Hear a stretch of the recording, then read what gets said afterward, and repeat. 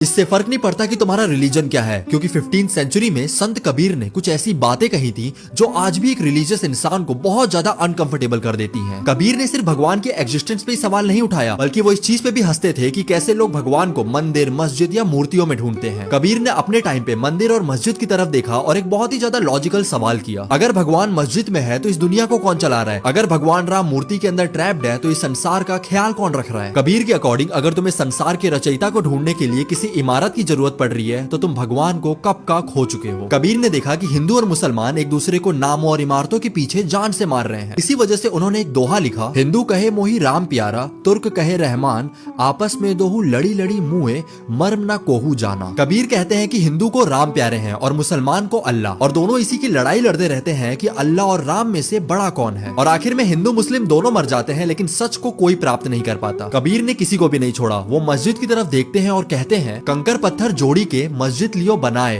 ता चढ़ी मुल्ला बांग दे, क्या बहरा हुआ खुदा है। कबीर का कहना था कि कंकड़ और पत्थर जोड़कर पहले मस्जिद बनाया गया, फिर उसी पे चढ़कर खुदा को तुम जोर जोर से पुकारने लगे। क्या तुम्हारा खुदा बहरा है जो उसे इतनी जोर से पुकारने की जरूरत पड़ रही है? फिर कबीर मंदिर को देख के बोलते हैं, पहाड़ पूजे हरी मिले तो मैं पूजू पहाड़, ताते ये चक्की भली पिस खाए संसार। कबीर कहते हैं कि अगर एक पत्थर को पूजने से भगवान मिल जाते हैं तो क्यों ना मैं पूरा का पूरा पहाड़ पूज दूं। सबसे बेटर है कि तुम एक चक्की की पूजा कर लो, कम से कम ये संसार को खाना तो देती है। कबीर का एक बहुत ब्रूटल और सिंपल लॉजिक था कि हम लोग एक पत्थर की वैल्यू एक जिंदा इंसान से भी ज्यादा करते हैं। हम लोग उन असली इंसानों की जान ले लेते हैं जिन्हें भगवान ने खुद बनाया है, उस मस्जिद और उस मंदिर को बचाने के लिए जिसे इंसानों ने बनाया है। Kabir's philosophy was radical. He wrote, मोको कहां ढूंढे रे बंदे, मैं तो तेरे पास में। जिसका मतलब है कि तुम भगवान को दुनिया में कहां कहां ढूंढ रहे हो, लेकिन असल में भगवान तुम्हारे पास है, तुम्हारे अंदर है। कबीर की इन बातों पे तुम्हारे जो ऑनेस्ट ओपिनियंस है मेरे को कमेंट में जरूर बताना।